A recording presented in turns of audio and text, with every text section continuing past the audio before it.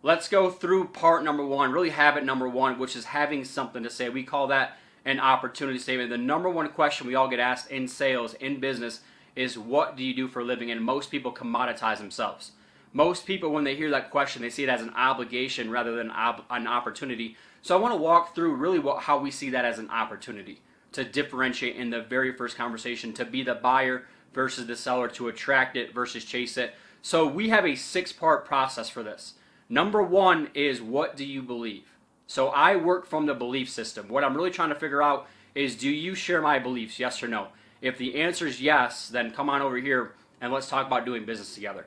So number one is, what do you believe? Number two is, why do you believe it? That's based on your past and your experiences and your struggles and your mentors and your education, right? So your beliefs are shaped on your past. Don't suppress the past, celebrate it. The third part then gets into actually what it is you do.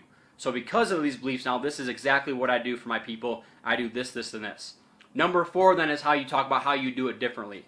So because of this belief, this is what I do, and this is really how I do it differently. And then the fifth part is how or who you've done it for. Who are all the different people that you've done it for in your business? Lastly, which really separates this from an elevator pitch, is asking for the business. If I can help you just like I helped all these other people, what would stop us from getting started? So guys, let me just run through this.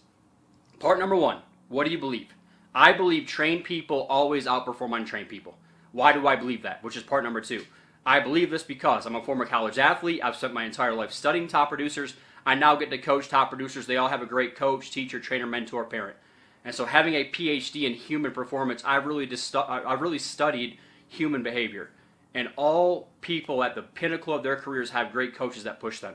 Because of that belief, which is really number three, I have this 90-day sales manager process that really accelerates growth for people in XYZ. So you see how now I just got into actually what it is I did. And so I've already attracted you versus chasing you if you share my beliefs. And so again, I don't want to do business with people who don't share my beliefs anyways. So that's the point of this conversation, is I'm interviewing you as much as you're interviewing me. And what typically happens throughout that process then, that first part, when I talk about being a former college athlete, studying top producers, having a PhD in human performance, is people will actually start a dialogue now. We'll go back and forth. Now it becomes a natural conversation. So Carnegie used to say, be interested in other people. I say yes, be interested, but you also need to be interesting in today's world. So that's really what this process helps you do in the very first conversation. Then guys, along the way, you talk about how you do it differently. Who are all the people you've done it for? And if I could help you just like I've helped all these other people and we share these same beliefs, what would stop us from getting started? That is a world-class opportunity statement. You can use this in every first conversation. And what's really great about it, if you really break it down, all 6 components of that can serve as your marketing plan. Don't spend 15 days going through and reading 15 different marketing plans, business plans.